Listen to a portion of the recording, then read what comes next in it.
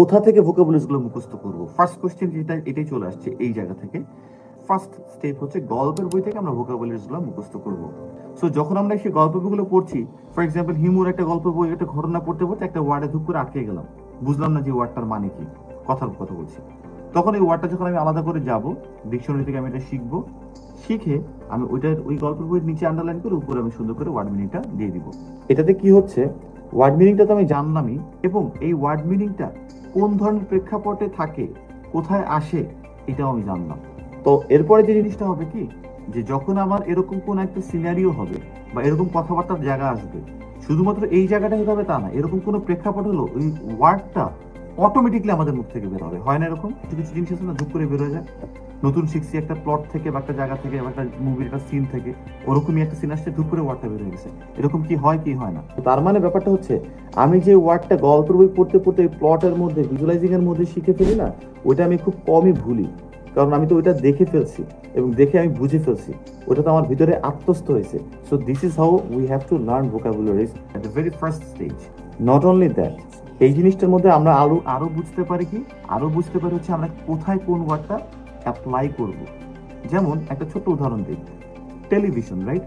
আমরা কি বলি, I am watching a program বলি, নাকি I am seeing a program বা ভিউইং একটা প্রোগ্রাম বলি? কি বলি? সি মানেও দেখা, ওয়াচ মানেও দেখা, তাহলে দুইটাই তো দেখা। এখন আমি যদি ভোকাবুলারিজ আলাদা করে শিখতে থাকি, সি মানে দেখা, ওয়াচ মানে দেখা, সি মানে দেখা, তাহলে I am seeing a television program এরকম কিছু বলবো, নাকি কেন ওয়াচিং হবে? এর মানে হচ্ছে শুধু এই একটা ওয়ার্ড না, there are couple of places, couple of factors that vary. How they do vary? Different word has different meaning in different places.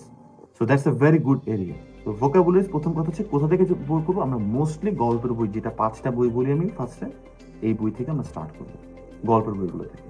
এখানেও দাগ দিব, ছোট একটা জায়গায় যদি আমরা লিখিও পাশে ভোকাবুলারিজ গুলো, যেমন চিটশিটের মতো পাশে কিন্তু অবশ্যই আমরা এক্সাম্পল লিখে ফেলবো, যে ওই লাইনটা কোন লাইনে সাধারণত এটা আসে। নট এরকম বলো না মুভ মানে এটা, যেমন আমি তোমাকে দেখাই একটা জিনিস কিভাবে এটা হয়। দেখো একটা জিনিস, এই যে হাতটা আমার দেখো, হ্যাঁ, এটা কি তুমি দেখছো? সো এটা কি হচ্ছে ইংলিশে? আমি যদি বলি এটা মুভিং, মুভ হচ্ছে, রাইট? মুভ। আমি যদি বলি মুভ মানে এই জিনিস, তুমি কিন্তু দেখছো, মুভ মানে something is going from here to their, what ever. এই তুমি দেখে তোমার যে মনেটা থাকবে, তুমি যদি বইতে পড়ো মুভ মানে কি, নড়া, মুভ মানে নড়া, মুভ মানে নড়া, ভিজুয়াল, মুভ মানে নড়া, মুভ মানে নড়া, মুভ মানে নড়া, কাজ হবে না। That is called audio visual learning. ব্যাপারটা হচ্ছে একদমই ইজি। এইভাবে করে ভোকাবুলারি এইসব জায়গাতে গল্প বই থেকে আমরা মুখস্থ করবো। First source story books, not the journal even. Story books are for second key there. All right. If we have to go for some vocabulary books, you can go, no worries.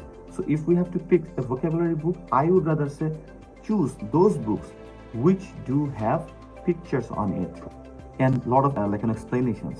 So if it's not with the story books, if it's not possible with the story book, go for this one.